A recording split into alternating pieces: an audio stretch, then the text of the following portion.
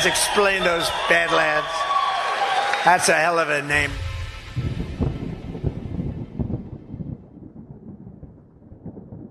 The last 4 years have put so much stress on American family finances. Help end the stress now and celebrate the golden age with President Trump by diversifying with gold and silver. Remember President Trump's first term? Gold increased by 55%. Don't wait. Diversify your hard-earned assets and buy your gold from Goldco. Now, with no purchase minimums. Goldco has been established as a top-rated precious metals company and a leader in the gold industry, providing white glove treatment for over 10 years. Their buyback guarantee assures you that if your situation changes, they will repurchase your metals at the best price, providing you with peace of mind. You may even qualify for up to 10% back on bonus silver. Visit badlandsgold.com to claim your free information and instantsilver.com/badlands to see how much free silver you can get. Find out the relationship between gold, silver, Trump, and you with the free report focused on Trump and your financial future. That's badlandsgold.com and instantsilver.com/badlands to take control of your financial destiny.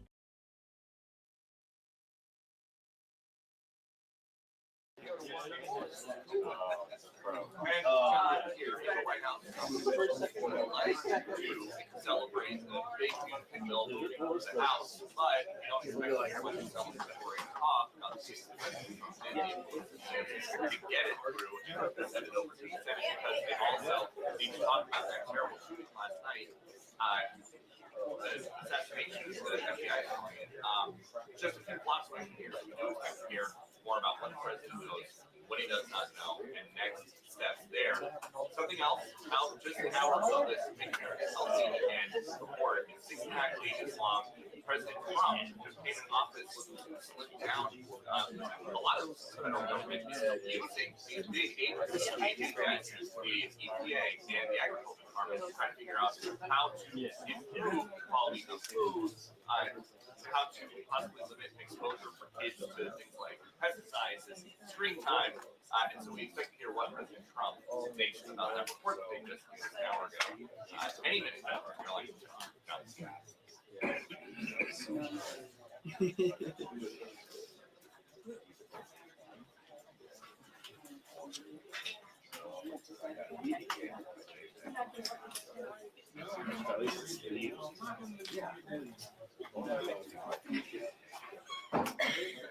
All in good time.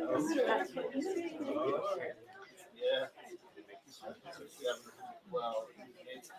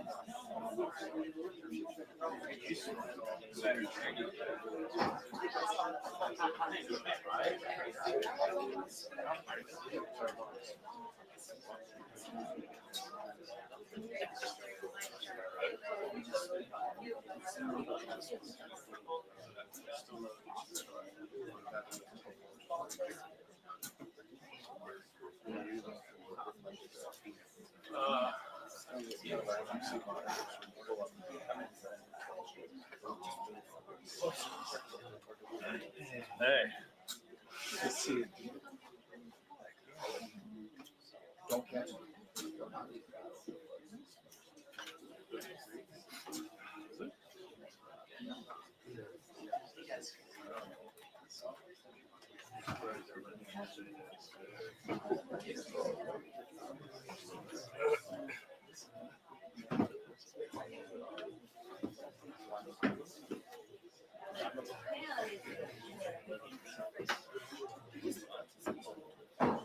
Otherwise, yeah.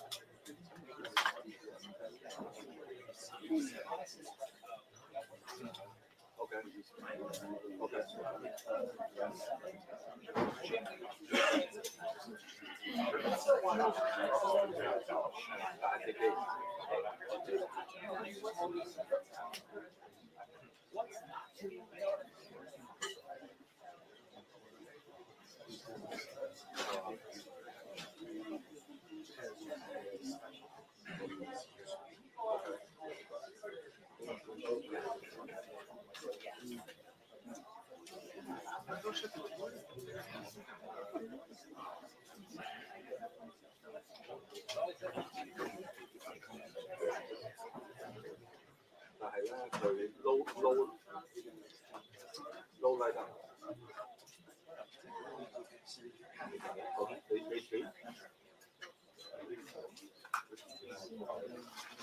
Hold up. Wait, hold.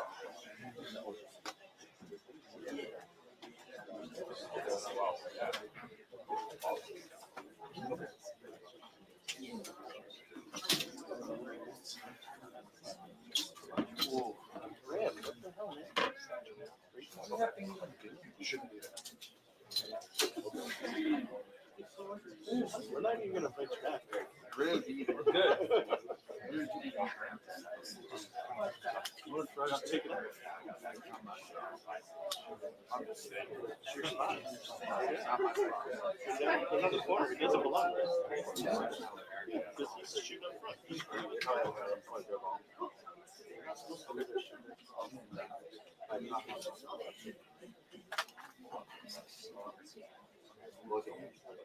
Wait, hold on.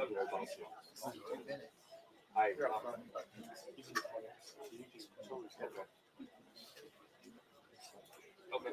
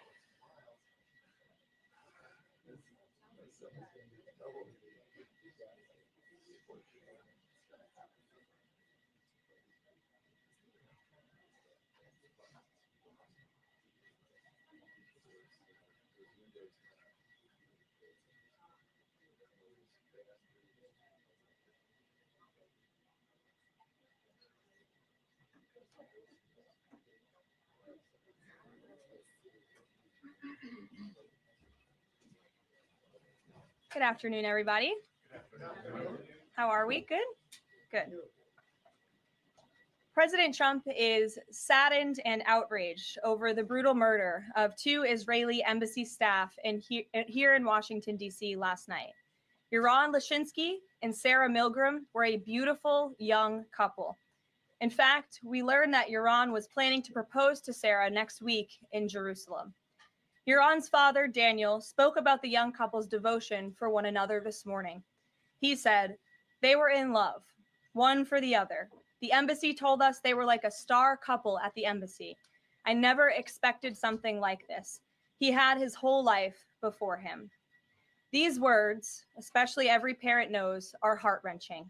The evil of anti-Semitism must be eradicated from our society. I spoke to the Attorney General this morning. The Department of Justice will be prosecuting the perpetrator responsible for this to the fullest extent of the law. Hatred has no place in the United States of America under President Donald Trump. Everyone here at the White House is praying for the victims' friends and families during this unimaginable time. Now for some scheduling announcements. On Saturday morning, President Trump will deliver the commencement address at the United States Military Academy at West Point. On Monday, to commemorate Memorial Day, the president will visit Arlington National Cemetery and participate in a wreath-laying ceremony. The president will further honor our military next month on June 14th when he hosts the 250th anniversary of the United States Army with a grand military parade celebration right here in our nation's capital. President Trump will be joined by veterans, active duty troops, wounded warriors, Gold Star families, and patriotic Americans from across the country to celebrate our heroes who have kept us safe. Tickets for the parade and the celebration are available through America 250 Commission's event registration portal. It will be a truly historic and special day for our country. After the parade, President Trump will travel to the G7 Leaders Summit in Canada from June 15th through the 17th. We will be sending an additional logistics information out after the briefing. Last night, Republicans in the House passed the One Big Beautiful Bill Act, the most significant piece of legislation in years. There were a lot of good faith negotiations in the Republican conference leading up to the final passage, but as always, Trump's Make America Great Again agenda by delivering the largest tax cut in American history for middle-class families, the working class, and small businesses.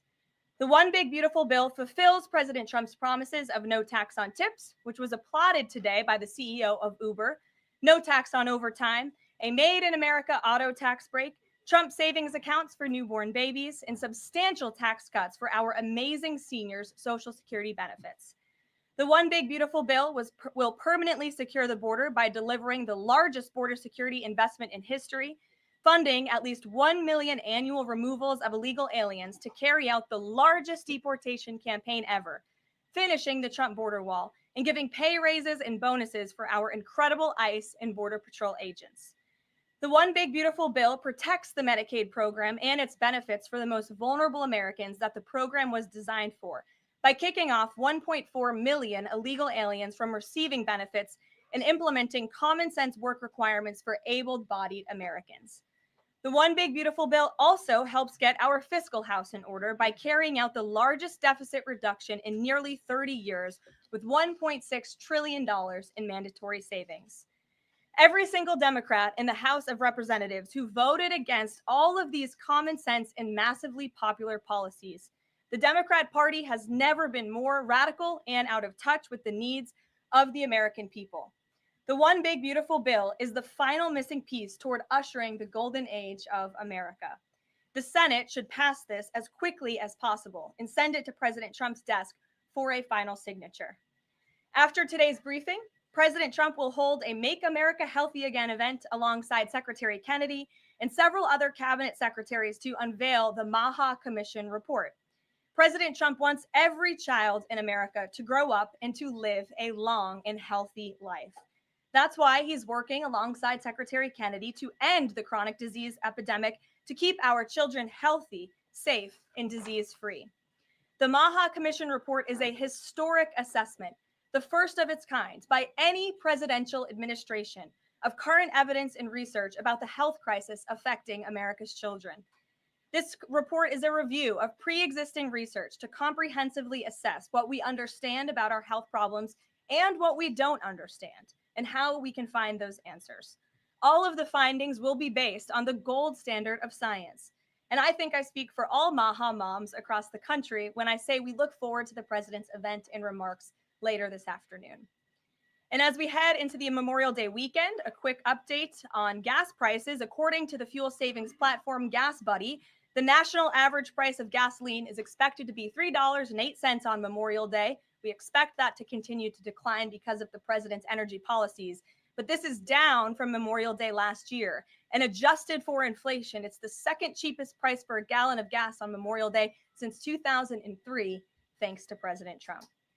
And finally, in other news, the Department of Homeland Security conducted a deportation flight from Texas to remove vicious illegal criminals in the United States. All of these individuals were sent or are trying to be sent to a third country. And President Trump promised to get vicious illegal alien murderers, rapists, and pedophiles like these out of our country, and he is trying to deliver on this promise. But no matter how upset this makes Democrats, we will continue to deport these monsters to keep Americans safe. And here are the heinous individuals who were on that flight. A Cuban national convicted of homicide, armed robbery, false impersonation of an official, kidnapping, and robbery strong arm. A Cuban national convicted of attempted first-degree murder with a weapon. A citizen of Laos convicted of first-degree murder and robbery. A Mexican national convicted of second-degree murder. A citizen of South Sudan convicted of robbery in the possession of a firearm. A citizen of Burma convicted of lascivious acts with a child less than 12 years old. A citizen of Burma convicted of first-degree sexual assault involving a victim mentally and physically incapable of resisting. It's disgusting. And a Vietnamese national convicted of first-degree murder. Now, a liberal activist district court judge in the city of Boston, Massachusetts, is trying to force the president of the United States to bring these monsters back to our country. Judge Brian Murphy is ordering the Department of Homeland Security to give these illegal criminals 15 days to reopen their immigration cases with access to phones and attorneys. Every single one of these individuals, I will add, had final orders of removal from our country. And now Judge Murphy is forcing federal officials to remain in Djibouti for over 2 weeks, threatening our U.S. diplomatic relationships with countries around the world, and putting these agents' lives in danger by having to be with these illegal murderers, criminals, and rapists. This is completely absurd. Judge Brian Murphy is not the Secretary of State. He is not the Secretary of Defense or the Commander-in-Chief. He is a district court judge in Massachusetts. He cannot control the foreign policy or the national security of the United States of America, and to suggest otherwise is being completely absurd.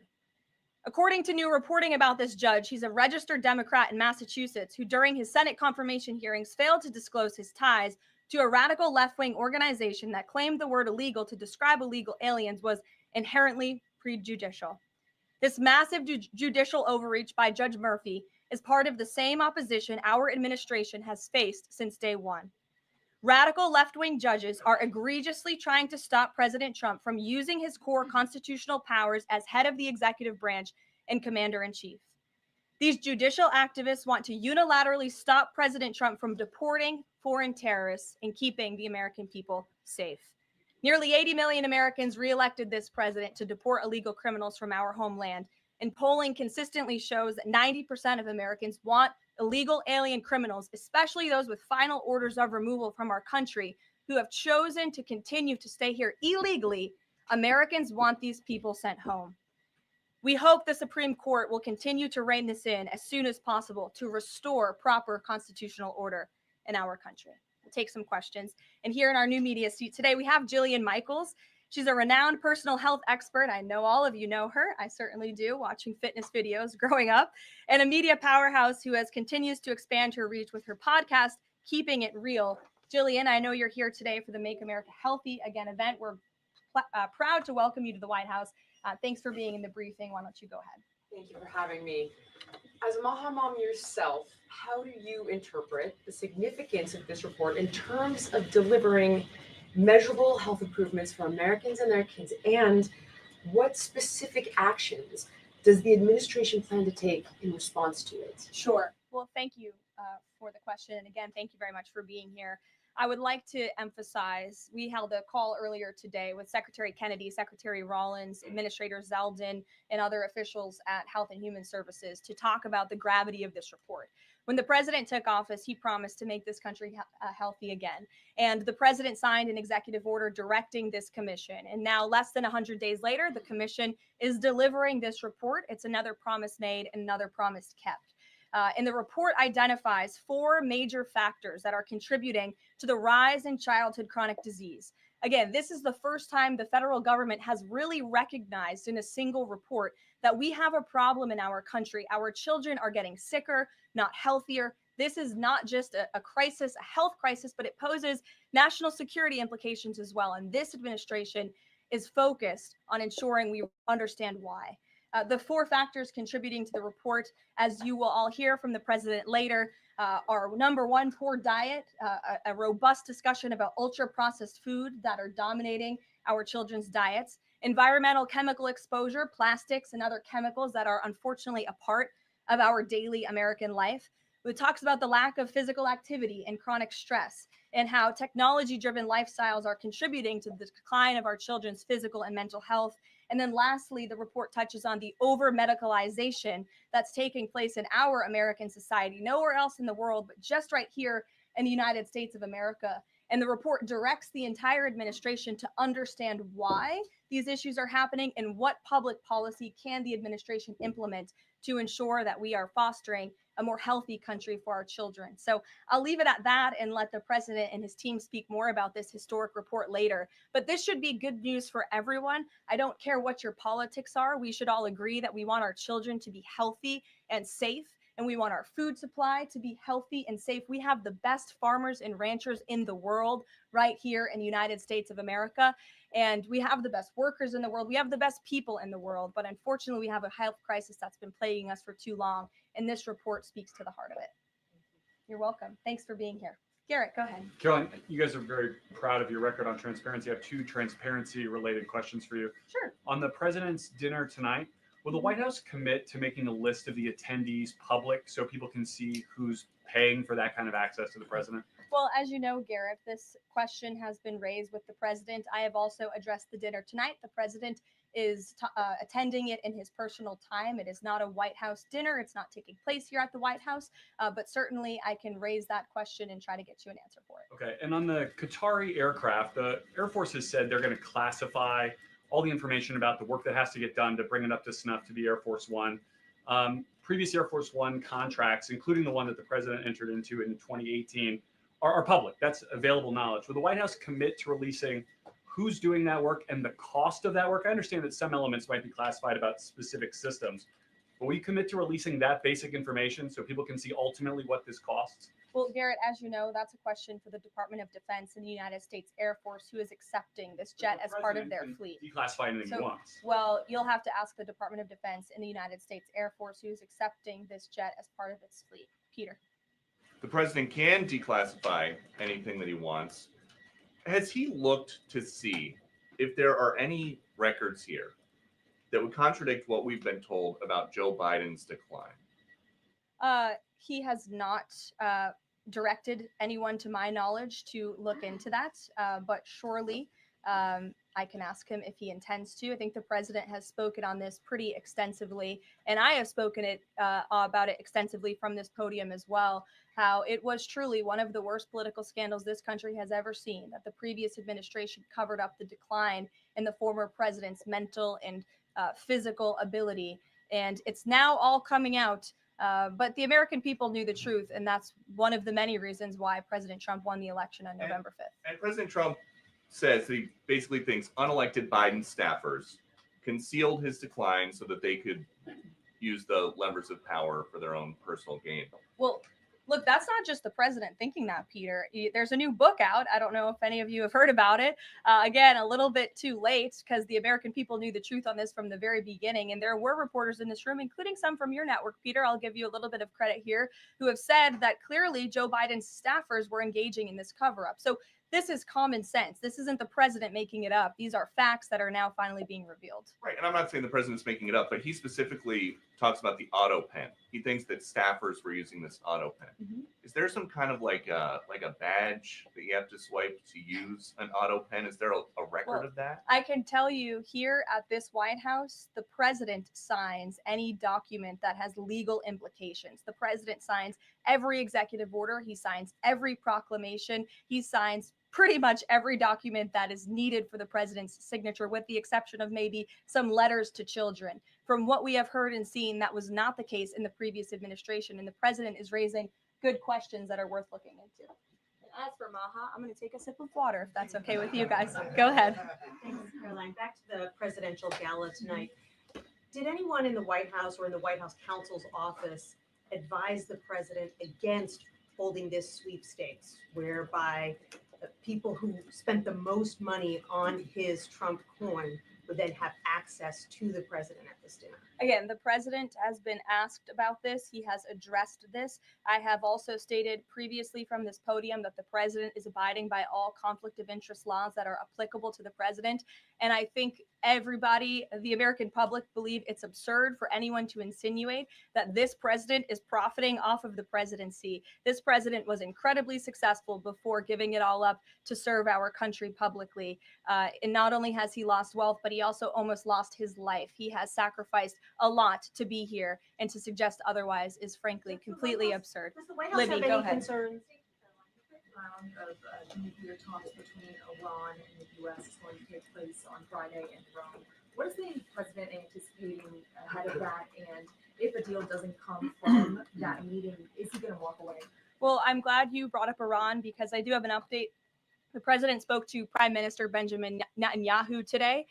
They had a productive discussion. They discussed many things, including, of course, the tragic shooting that took place here in Washington, D.C. last night. But they also did talk about a potential deal with Iran, which the president believes is moving along in the right direction. And as the president told me, and he's told all of you, this deal with Iran could end in two ways. It could end in a very positive diplomatic solution, or it could end in a very negative situation for Iran. So that's why these talks are taking place later this week.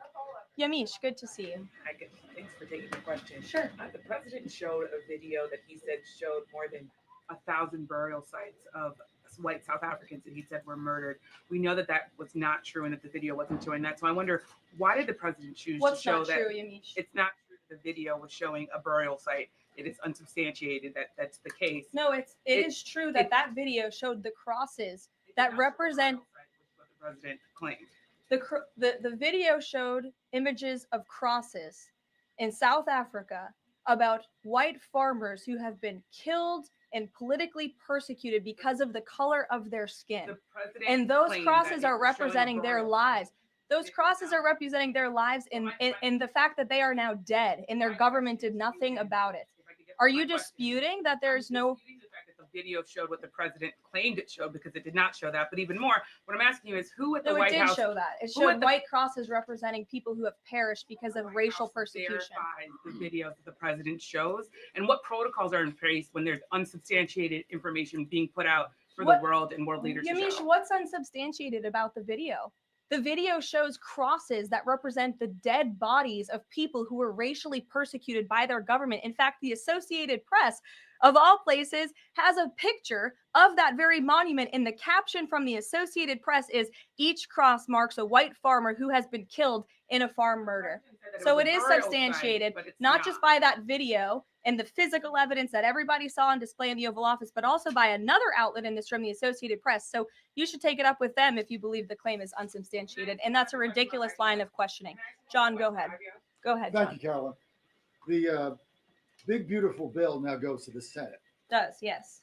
A lot of the Republican senators have promised amendments that will water this thing down dramatically. What is the president's level of tolerance for their amendments to water it down? And what will be the action taken for some of the amendments that the president does not want? Sure. Well, the One Big Beautiful Bill is named the One Big Beautiful Bill for a reason, because it is a one big beautiful bill that encompasses just about everything this president could want for the American public. It delivers on so many of his core campaign promises. So surely we want to see those campaign promises signed into law. And as the president put in his Truth Social post this morning, and as he said to me, we can celebrate this past the House for a couple of hours, but now it's time for the Senate to get to work.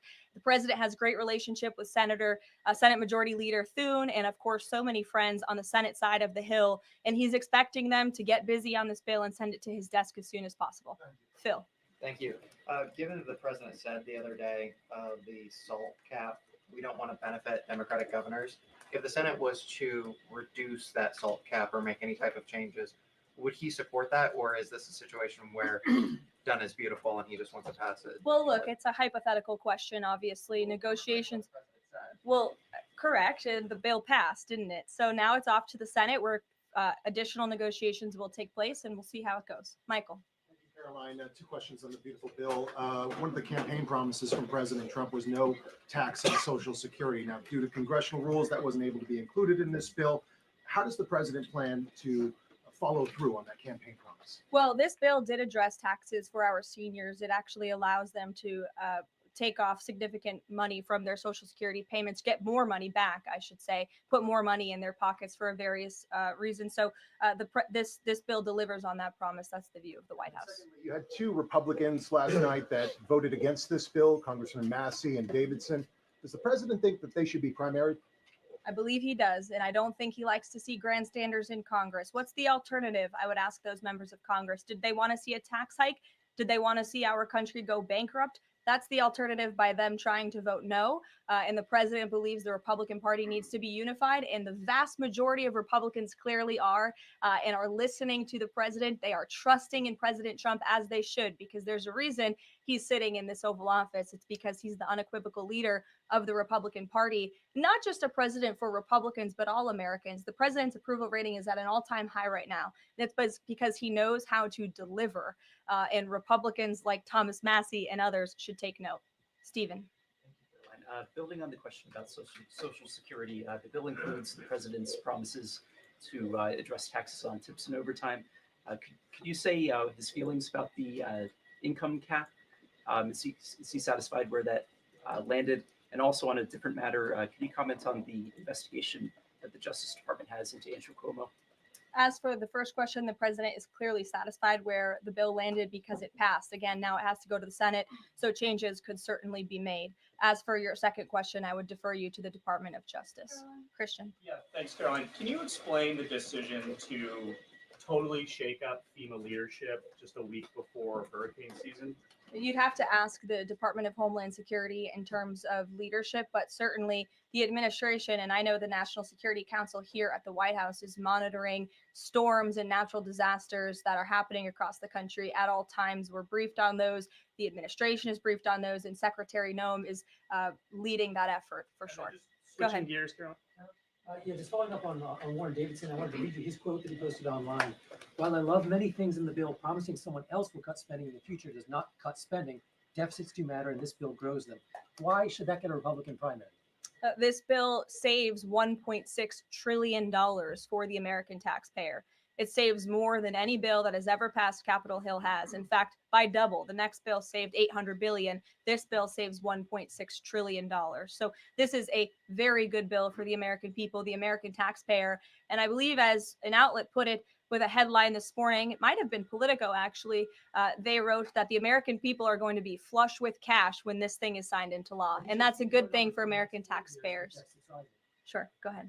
Caroline, what is the president doing to win Senate passage by July 4th? And does that include work to eliminate carried interest and make business tax cuts permanent? Where is he on those issues? Well, look, this bill literally just passed the House of Representatives. So now our team is suiting up for discussions with the Senate side of Capitol Hill. The president again said this morning he hopes to see this bill at his desk as soon as possible, and he'll be engaged in the process to get it through the Senate, just like he was to get it through the House of Representatives. What kind of assurances did he give the Freedom Caucus members to kind of ensure that this would get through last night? Was changes to Fannie Mae and Freddie Mac part of that equation, changes administratively to Medicaid as well? Well, I was in that meeting yesterday with the president and House Freedom Caucus, and he told them how he wants to be a cheerleader for them, a cheerleader for the Republican Party, and for the country. And Republicans faced a pivotal moment yesterday. They could have voted to bankrupt the country and increase taxes by $4 trillion, or they could vote for this one big, beautiful bill, which cuts taxes and saves American taxpayers money. And he put that proposition before them, and clearly they heeded the call because the bill passed last night. Sure. Caroline. So on the or this morning, rather. Every day is going into the next. Go ahead. The Netanyahu call. Just curious, did the president raise the flow of aid into Gaza? Is he happy with where that situation is right now? Not to my knowledge, but I can certainly go back and check. And did you have any reaction to the Supreme Court's ruling about the religious charter school today, as well as Justice Tony Barrett's decision to recuse herself? We'll get you an answer on that case specifically. Sure. You mentioned the president has a good relationship with Leader Thune. Has he talked to him specifically about the plan to get this through the Senate? Does he plan, or is he going to reach out to Republicans who have voiced concerns? Not to my knowledge. Has he spoken to Leader Thune this morning? He very well could have. I just wasn't briefed on that call. We can go back and check for you. The president did speak to Prime Minister Netanyahu this morning. He also had a call with President Sheinbaum this morning. He was receiving his intelligence briefing. He's been very busy all morning. But again, he certainly intends to remain active and engaged in these negotiations with the United States Senate to get this bill done. And just following up on the dinner tonight, you mentioned this is not a White House dinner, but the president is always the president. And the Trump family is making money off of this. So can you just explain, how is this not the president using the office to enrich himself? All of the president's assets are in a blind trust, which is managed by his children. And I would argue one of the many reasons that the American people reelected this president back to this office is because he was a very successful businessman before giving it up to publicly serve our country. Reagan. Thanks, Caroline. Last week, the president told Brett Baer that he trusts his people, but thinks that the official narrative on his assassination attempts are, quote, a little bit odd. FBI Deputy Director Dan Bongino said days later that there's no conspiracy to find, and as he put it, quote, The there that you're looking for is not there. My question is the president personally satisfied with the investigations into the attempts on his life? And does he agree with Deputy FBI Director, or does he think there's more to it? Well, in the lead up to your question, you answered your own question with the president's own words, and I'll leave it at that. Sure, go ahead, Haley. Thank you, Caroline. Haley, go ahead. Oh, thanks. I wanted to follow up on his call with Prime Minister Netanyahu in his effort to reach a deal with Iran. Does he feel like he has the Prime Minister's support in this effort at this point, or did the Prime Minister raise concerns to him in this conversation? I won't get further into the private discussion between the president and the prime minister, but surely they have a good relationship, one that's built on transparency and trust. And the president has made it very clear to not just Prime Minister Netanyahu, but also the world, that he wants to see a deal with Iran struck if one can be struck. He does not want to have to take the latter option, the more severe and negative option. He wants to see a deal. The president is a deal maker, and he believes strongly in diplomacy, and he's made that clear to the prime minister, but also to all of you and frankly the rest of the world. Mary. Thank you, Caroline. Two questions, one on the terror attack last night and then another on the big beautiful bill. Do you or President Trump have a message to politicians like Ilhan Omar, who only this morning explicitly avoided condemning this act of terror? It's despicable.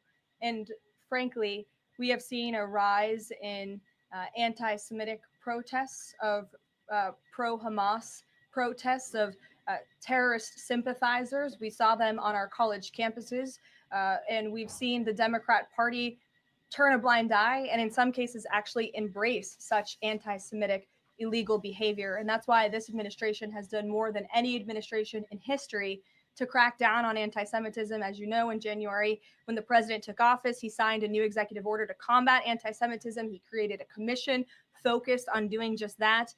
The Justice Department announced their task force as well. The Secretary of State, Marco Rubio, has revoked thousands of student visas from campuses where these pro-Hamas terrorist campus agitators and violent protests took place. And we've also withheld funding from those very campuses as well in an effort to combat anti-Semitism. So the president's made it very clear that such hatred will have no place in our country. Thank you. And then on the big beautiful bill, I know there's a provision that the House included that defunds Planned Parenthood, not only because of the fact that it's the nation's largest abortion provider, but also because it's, I think, the biggest distributor of transgender hormones right now, even to minors, according to Live Action. So is the president committed to making sure that provision stays in the Senate?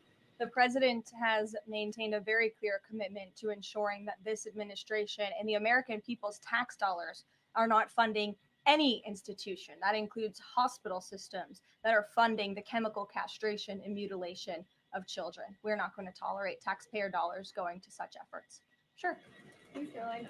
You mentioned at the top of the briefing that the migrants were to be sent to a third country. I was just wondering, could you share any more on, which countries the administration has struck these agreements with, and what that agreement with South Sudan specifically looks like? Well, first of all, I won't litigate foreign policy from the podium, but what I will reiterate is the absurdity of this ruling from a district court judge in Boston who is just creating new immigration laws out of thin air. This administration, let me be very clear, because there have been a lot of fake headlines about this deportation flight over the last 2 days. This administration has complied with all court orders. And the individuals whose names I just revealed and whose criminal histories I just spoke of that are on this flight, every single one of them had a final order of removal from our country. In fact, one of these violent illegal criminals had a final order of removal given to him in 1999. It's 2 years after I was born. This individual, this criminal, has been living in our country for an entire generation. And now we have a district court judge who is trying to tell the president and the Secretary of State and the Secretary of Homeland Security that an illegal criminal murderer who's been hiding in the shadows in our country for nearly 30 years cannot be deported from United States soil. That not only is undermining our entire immigration system, but it is also undermining our diplomatic negotiations with countries around the world. How are countries on this earth supposed to trust the United States government and these good faith diplomatic negotiations when these countries accept these repatriation flights? How are they supposed to trust us if we have radical district court judges who are going to say, no, you can't do that? And now these illegal criminal murderers and rapists have to sit in Djibouti with our ICE agents who now have to sit there for more than 2 weeks without the proper resources. This judge is not only undermining our immigration system, undermining our foreign policy and our national security, but this judge is undermining the safety of the ICE agents who are putting their lives on the line to remove this list of illegal criminal terrorists. It's truly despicable what's happening in our court system, and the president and this administration hope that the Supreme Court will do what it needs to do to rein in these liberal activist judges. And the Supreme Court has already said it is well within the president's purview to dictate foreign policy, and a radical district court judge should not be getting in the way of that.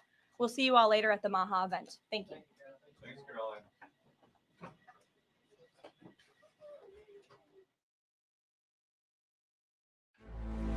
Thank you so much for joining us, and don't forget to hit the thumbs up on this video. And a special thank you to all of our advertising partners. Please remember to shift your dollars to support those businesses that support Badlands Media.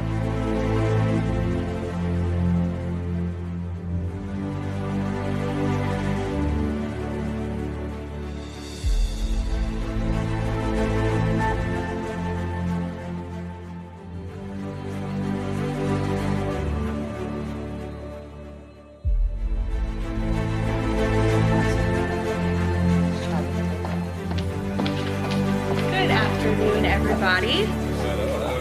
It's great to see all of you. Welcome to our third official influencer briefing here at the